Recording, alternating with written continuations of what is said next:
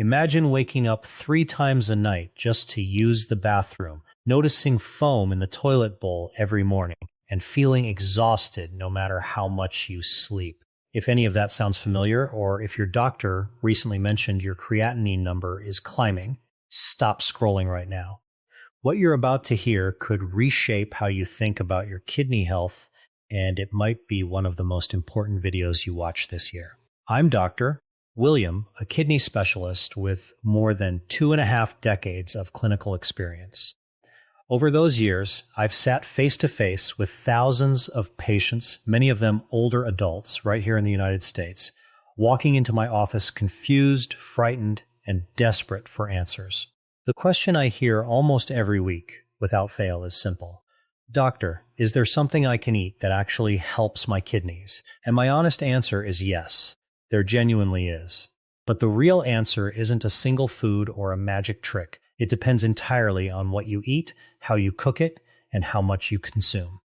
Before we go further, I want to address something that troubles me deeply.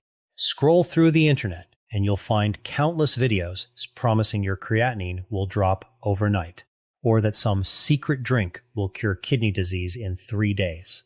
None of that is true, and none of it is what you'll find here. I take my responsibility to you far too seriously to sell false hope. Everything I'm sharing today comes from real published research and guidance from trusted institutions like the National Kidney Foundation and the Mayo Clinic. No miracles, no shortcuts, just facts. And honestly, the facts alone are powerful enough to matter. So here's what we're covering today. 5 vegetables, each backed by solid clinical evidence that can genuinely support kidney function, ease the workload on your kidneys, and in many cases help stabilize or gradually bring down elevated creatinine when paired with the right lifestyle habits. I'll also reveal something almost no one talks about: the everyday preparation mistakes that quietly undo the benefits of even the healthiest vegetables. Stick around for that part alone, because it could change how you cook completely. Before we jump in, I have a small request. If your creatinine sits above 1.2 or your doctor gave you a GFR reading under 60, drop a comment below right now. Just share your number or tell me if you're in stage 3 or stage 4. My team and I genuinely read every comment, and your story could be the exact thing that helps someone else watching this, someone who feels completely alone in this fight. You are not alone. Millions of Americans are managing this same struggle, and we're going to work through it together, one step at a time. Now, let's get into the first vegetable on our list, one that barely anyone discusses when it comes to kidney health, and that silence is honestly a shame, because this vegetable might be one of the most kidney-supportive foods sitting on your grocery store shelf, costing you almost nothing. Before we explore why, I want you to understand what creatinine actually is, because that understanding is the foundation for everything we'll talk about today. Creatinine is a waste product your body produces naturally, formed when your muscles break down a compound called creatine for energy. Healthy kidneys filter this waste out through your urine, keeping levels steady. But when kidney function starts slipping, whether from chronic kidney disease, diabetes, high blood pressure, or another underlying cause, that filtering process breaks down and creatinine starts accumulating in your bloodstream. That rising number on your lab report isn't just a statistic. It's your kidneys sending you a warning signal telling you they need support. Now let's talk about red cabbage and why this humble vegetable deserves so much more attention than it gets. There are 3 solid reasons it stands out for kidney patients. First, red cabbage is remarkably low in potassium, and that matters enormously if you have chronic kidney disease, because struggling kidneys often can't clear excess potassium from your blood efficiently. When potassium builds up, a condition called hyperkalemia can develop, causing muscle weakness, dangerous heart rhythm disturbances, and in extreme cases, life-threatening complications. Plenty of otherwise healthy foods, think bananas, potatoes, tomatoes, are loaded with potassium and can actually work against you at later stages of kidney disease. Red cabbage, by comparison, contains roughly 170 milligrams of potassium per half-cup serving, which is genuinely low, meaning you can enjoy it without constantly worrying about spikes. Second, red cabbage is also low in phosphorus, and this matters just as much.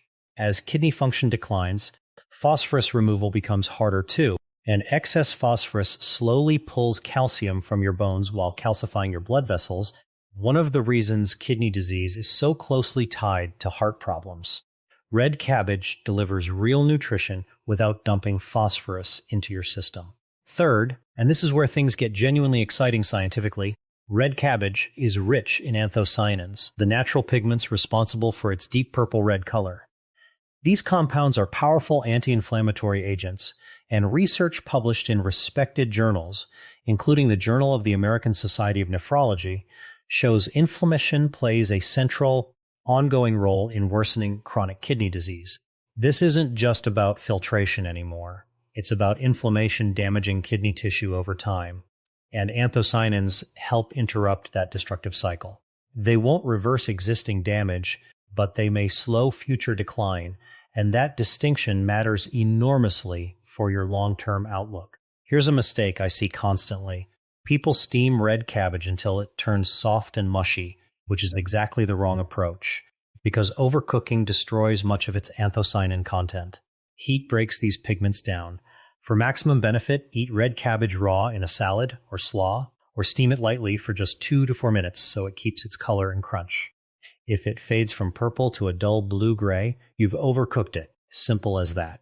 One more thing worth mentioning. Red cabbage is mildly alkalizing, and some research suggests balancing your body's acid levels, something called metabolic acidosis, matters greatly for kidney patients, since acidosis can actually speed up kidney decline.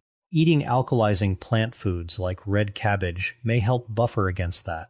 Aim for red cabbage 3 to 4 times weekly. It's cheap, versatile, and one of the cleanest vegetables available for managing elevated creatinine. Now let's move to vegetable number 2, cauliflower. And I know some of you are already thinking, cauliflower? Really, doctor? But stay with me, because there's a preparation trick that multiplies its benefits dramatically, and its value goes far beyond being a low-carb rice substitute. Cauliflower earns its place on this list for 3 key reasons, and understanding them changes how you'll look at this vegetable forever. First, just like red cabbage, cauliflower is remarkably low in both potassium and phosphorus. A half-cup serving contains around 88 milligrams of potassium and only 22 milligrams of phosphorus, numbers among the lowest of any vegetable available, which is exactly why the National Kidney Foundation officially lists cauliflower as kidney-friendly in its dietary guidelines. Every milligram you cut from your intake gives your kidneys a little extra breathing room. Second, cauliflower contains compounds called glucosinolates, which your body converts into indoles and isothiocyanates, substances studied specifically for reducing oxidative stress. This matters directly for your creatinine levels because oxidative stress damages the tiny filtering units inside your kidneys called nephrons, and once a nephron is destroyed, it cannot regenerate. Your kidneys are among the few organs in the human body incapable of rebuilding their functional tissue, so protecting the nephrons you still have isn't just helpful, it's absolutely foundational to preserving what kidney function remains. Third, and this is something almost nobody mentions, cauliflower is a strong source of choline, a nutrient similar to a B vitamin. Emerging research suggests choline may help reduce urinary protein excretion, meaning it could ease proteinuria, that foamy urine many of you have noticed, which isn't just a passing symptom but a genuine sign worth taking seriously. Now let's talk about garlic, a kitchen staple that quietly delivers powerful benefits when prepared correctly.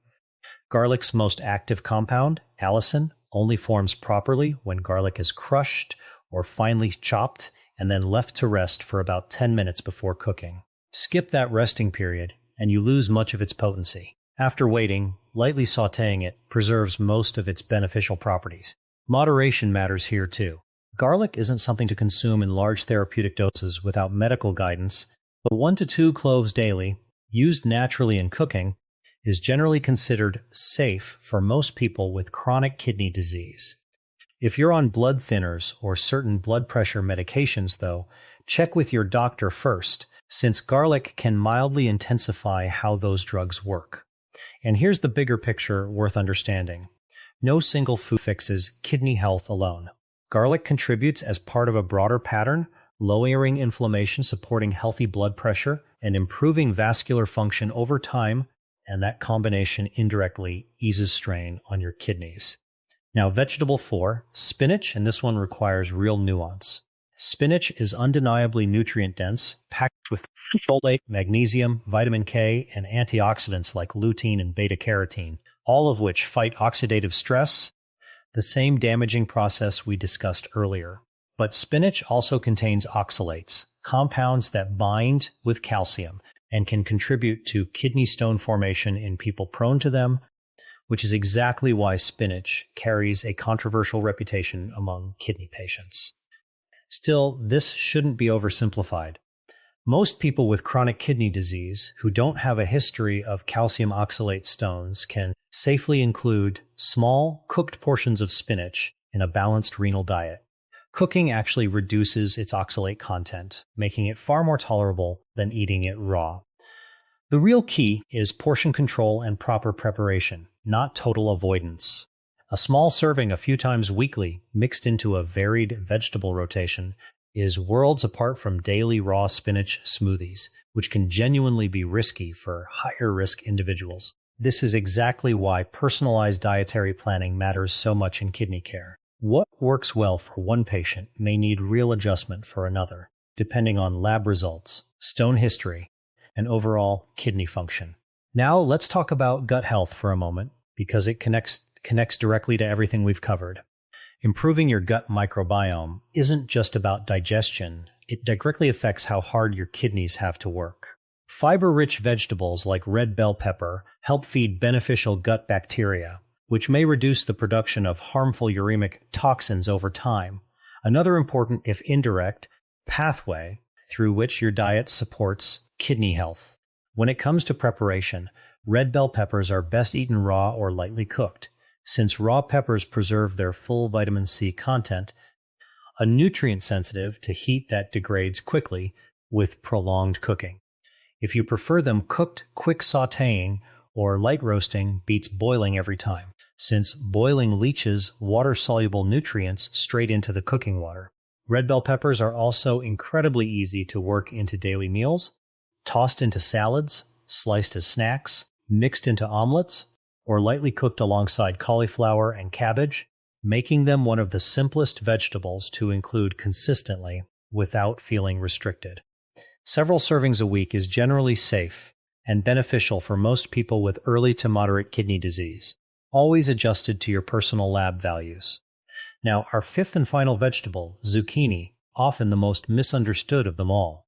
Zucchini is low-calorie, high in water content, and offers hydration support, gentle fiber, and an exceptionally low mineral load, making it especially useful for managing potassium, phosphorus, and overall metabolic burden.